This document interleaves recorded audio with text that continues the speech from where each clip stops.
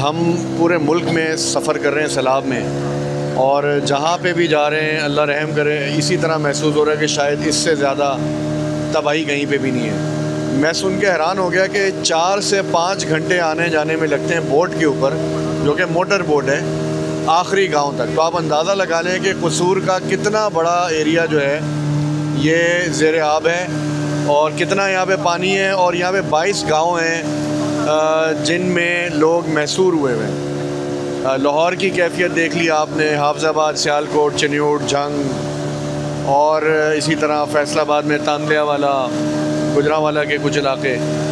तो ये आप ज़रा कैमरा दिखाएं कितनी दूर, ऐसा लग रहा है कि ये कोई शायद दुनिया की सबसे बड़ी कोई झील है या हम समंदर में सफ़र कर रहे हैं। यानी 4-5 घंटे का मतलब आप लगा लें कि कितने किलोमीटर पर ये किश्ती ट्रैवल करती है आखिरी गांव तक खाना देने।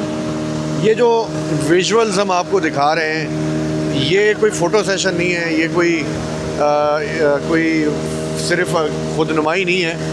ये आपको इस मामले की शिद्दत से आगाह करना है, इसकी गहराई बताना है कि कितना ख़तरनाक मामला है। कि ये वो ज़मीनी इलाके हैं जहाँ पे गांव आबाद हैं, जहाँ रोड्स हैं, और आज यहाँ पे ता हद्दे निगाह पानी ही पानी है, और लोग डूब रहे हैं। लोगों के जानवर यहाँ पे उनके सप्लाई नहीं है, खेत फसल जो उनका चारा था सब ख़त्म हो चुका है।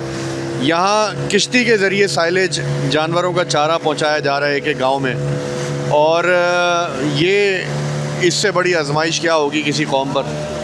अल्लाह करे कि हम इससे कुछ सीखें और कुछ समझें, और जिन मसाइल में हम उलझे हुए हैं एज़ आ कौम, उनसे निकल कर हकीकी मायनों में जो इस वक्त इस मुल्क को बचाने के, इसकी बका से मुताल्लिक जो हमें चैलेंजेस दरपेश हैं, जिनमें मौसम बहुत बड़ी एक चैलेंज है हमारे सामने, जिसके लिए हमें बहैसियत कौम काम करने की ज़रूरत है।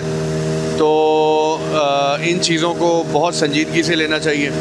अल्लाह ताला जज़ाए खैर दे। ये जो टीम यहाँ पे लाइफलाइन वाटर रेस्क्यू की मौजूद है, ये 10 दिन से यहाँ पर हैं, और इन्होंने हज़ारों लोगों की जानें बचाई हैं, हज़ारों लोगों तक ये खाना पहुँचा रहे हैं। इनसे भी पूछते हैं और इनसे भी सुनेंगे यहाँ के वाक़यात, जो इनका आंखों देखा हाल था, ये आपको बताएंगे।